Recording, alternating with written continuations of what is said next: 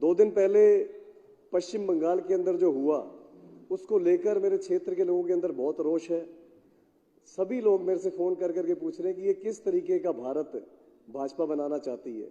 2 दिन पहले पश्चिम बंगाल के अंदर भाजपा के एक बड़े नेता शुभेंदु अधिकारी ने एक ईमानदारी से ड्यूटी कर रहे सिख अधिकारी को खालिस्तानी बोल के रोकना चाहा।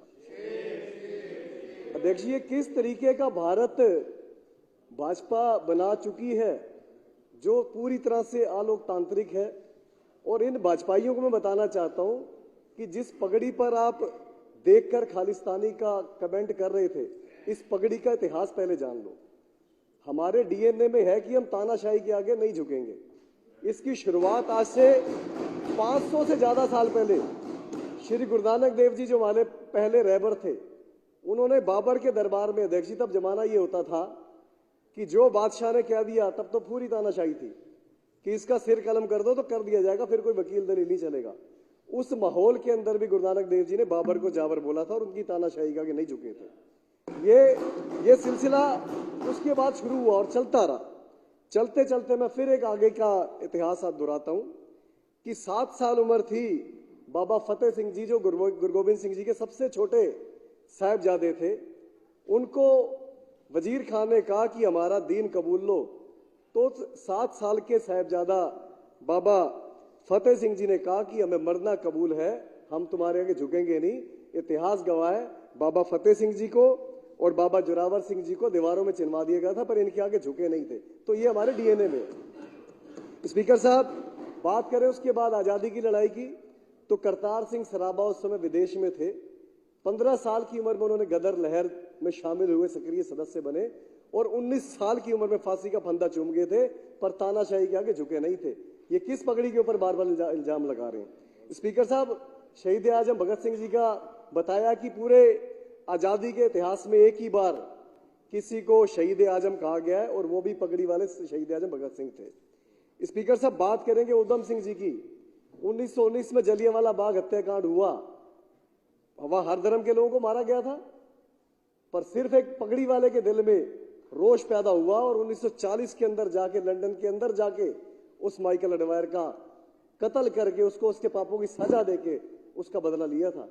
स्पीकर साहब, उसके बाद बात करूं 1962 के अंदर जब भाजपा इल्जाम तो लगा रही है, 1962 के अंदर जब भारत चीन का युद्ध हुआ, भारत वो युद्ध हारा, तब नेहरू जी ने नेशनल डिफेंस सिस्टम को मजबूत करने की बात की थी। तो पंजाब के तब के मुख्यमंत्री ने कहा था कि पंजाब खून भी देगा और पंजाब सोना भी देगा। ये बात ऑन रिकॉर्ड बता रहा हूं, जहां मर्जी गूगल में चेक करना। सदन के माध्यम से बताना चाहता हूं कि पूरे देश से 5 किलो और 327 ग्राम सोना इकट्ठा हुआ, पर इन पंजाब ने, इन पगड़ी वालों ने 252 किलो सोना, 2 कुंटल और 52 किलो सोना सिर्फ पंजाब वालों दी दिया। इस देश की आजादी के इतिहास की बात करें तो 121 लोगों को फांसी हुई थी, जिसमें से 93 ये पगड़ी वाले ही थे। स्पीकर साहब, 2626 लोग उम्र कैद की सजा में गए थे, काला पानी गए थे, उसमें से 2147 लोग पगड़ी वाले ही थे। इनको शर्म आनी चाहिए पगड़ी वालों के ऊपर देशभक्ति का, विरोध का इल्जाम लगाते हुए। स्पीकर साहब, उसके आगे बढ़ूं तो ये नागपुर से ट्रेनिंग लेकर आए, हमें देशभक्ति सिखाएंगे, जो अपने वहां पर तिरंगा तक नहीं लगाते। आज तिरंगे में सबसे ज्यादा लिपट के लाशें कहीं आती है तो पंजाब के अंदर आती हैं। हमें इनसे देशभक्ति सीखने की जरूरत नहीं है। स्पीकर साहब, किसान आंदोलन हुआ। अब ऐसे तो अंग्रेज भी कह देते, आज ही कहते हैं जी पंजाब के किसानों को ज्यादा परेशानी हो रही है। ऐसे तो अंग्रेज कह देते जी पूरा देश गुलाम है, ये पंजाब वालों को क्यों दिक्कत हो रही है। 121 में से 93 सिखों को क्यों फांसी हो रही है, पंजाब वालों को क्यों परेशानी हो रही है। हमारे डीएनए में, हम तानाशाही के आगे झुकेंगे। स्पीकर साहब, 2 साल पहले 19 नवंबर 2021 को प्रधानमंत्री नरेंद्र मोदी जी ने पूरे देश के आगे माफी मांगी और कहा जी मैं 3 खेती कानून वापस देता हूं, और वादा किया जी किसानों की जो भी मांगे हैं वो पूरी करूंगा।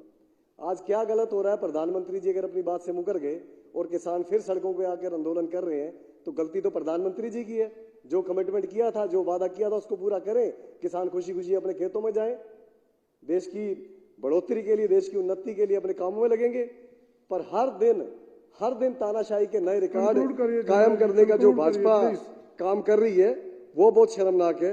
स्पीकर साहब, इस देश की जल सेना, इस देश की थल सेना, इस देश की वायु सेना, हर सेना के सर्वोच्च पदों पर ये पगड़ी वाले बैठे हैं।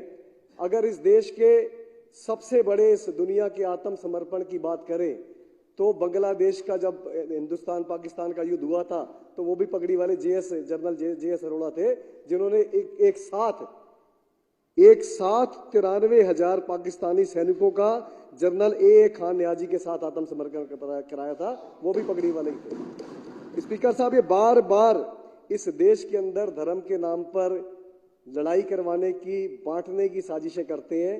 दरअसल धर्म के नाम पर इस देश को कोई बांटना चाहता है तो ये भाजपा ही है, इनके अलावा और कोई नहीं है। बाकी सारे देशवासी बहुत प्यार से, बहुत सुकून से रहना चाहते हैं।